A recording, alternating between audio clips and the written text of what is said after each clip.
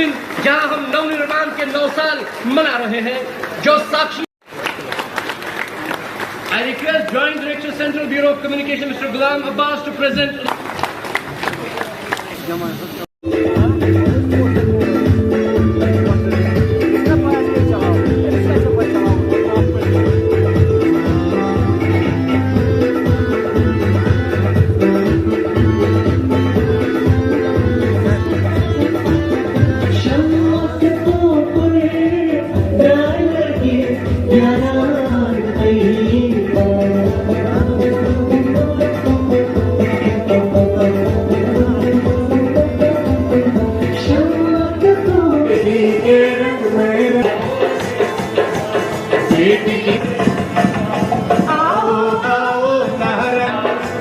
To the Chief Guest, Lieutenant Governor Union Territory of Jammu and Kashmir, Shri Manoj Sinha. कभी उनके sir पर छत के लिए इस व्यापक दृष्टिकोण से नहीं सोचा।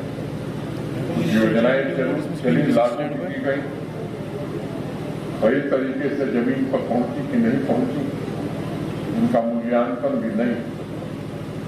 और इसलिए आज प्रधानमंत्री आवास योजना के अंतर्गत 3 करोड़ से ज्यादा परिवारों का अपने छत का सपना साकार हुआ। अगर हिसाब आप लगाएं, आप तो विद्यार्थी हैं, मैथमेटिक्स आप पढ़ते हैं, तो एक दिन में 10,000 परिवारों को नया घर मिला है। ये पिछले 9 वर्षों की उपलब्धि रही। जनधन, आधार और मोबाइल जय की ताकत ने बिचौलियों के धंधों को पूरी तरह समाप्त कर दिया। सरकार और जनता के बीच सीधा संपर्क स्थापित हुआ है और बिना किसी लीकेज के 25 लाख करोड़ रुपए पिछले 9 वर्षों में अनेक सोशल सिक्योरिटी की स्कीम्स, विभिन्न कल्याणकारी कार्यक्रमों के तहत देश के आम नागरिकों के बैंक खाते में ट्रांसफर किए गए। पूरी ट्रांसपेरेंसी और ऑनेस्टी से उनके सपनों को पूरा करने का प्रयास किया गया। समाज में भेदभाव समाप्त हो, हर को जैसे संसाधनों का लाभ मिले, इसके लिए भारत सरकार ने अनेक प्रयास किया है। तो स्वामी तुलसीदास जी ने कहा कि जनक भवन के शोभा जैसी गृह प्रति पूर्व देखिए तैसी। हर घर की समृद्धि शोभा एक जैसी हो, इस बात को ध्यान में रखकर अनेक निर्णय किए गए। सोशल सेक्टर में समाज कल्याण के क्षेत्र में जो काम हुए हैं, उसकी तुलना किसी भी तारीख से नहीं की जा सकती। मैं आपको कहना चाहूंगा, सभी वर्गों ने जो उपलब्धियां हासिल, उनका स्केल इतना बड़ा है कि वो दुनिया के किसी भी सरकार की कल्पना के परे। अमेरिका और फ्रांस, यूरोप की आबादी के बराबर लोगों को आज भारत में आयुष्मान भारत के तहत मुफ्त इलाज दिया जा रहा है। और जम्मू कश्मीर में तो हर परिवार को 5 लाख रुपए का इंश्योरेंस दिया गया है। 2 करोड़ रुपए प्रतिदिन लोगों के इलाज पर जम्मू कश्मीर प्रशासन माननीय प्रधानमंत्री जी के कारण खर्च कर रहा है।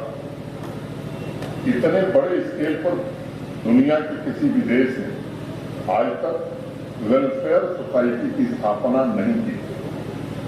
प्रधानमंत्री जी के नेतृत्व में भारत आज पूरी दुनिया के लिए वेलफेयर और विकास का एक रोल मॉडल बना है। 3 करोड़ घरों में अंधेरा था आजादी के 70 साल बाद। उन घरों को पहली बार बिजली का कनेक्शन मिला। आप कल्पना कीजिए, 3 करोड़ घरों को बिजली के कनेक्शन का पूरी पोलैंड की आबादी का फिर से विद्युतीकरण हो जाना। और इसलिए मैं कह रहा था कि हर एक नागरिक और राष्ट्र की जरूरतों को ध्यान में रखते हुए जो कार्य किए गए हैं, वह न भूतो न भविष्यति, अतीत में कभी हुआ था और शायद ही भविष्य में हो। बहुत सी ऐसी बातें थी जो सिर्फ किताबों में, किसी फंक्शन में हम सुनते थे। महिलाओं को उनका अधिकार देने की चर्चा लंबे समय से देश में चल रही है। अधिकार संपन्न बनाने के प्रयास भी हुए, लेकिन आज मैं कह सकता हूं 9 वर्ष में हमारी बहनें माताएं जिस तरह से अधिकार संपन्न हुई विकास की यात्रा में, आज भारत के विकास की यात्रा में बहनों की भागीदारी बराबर हुई।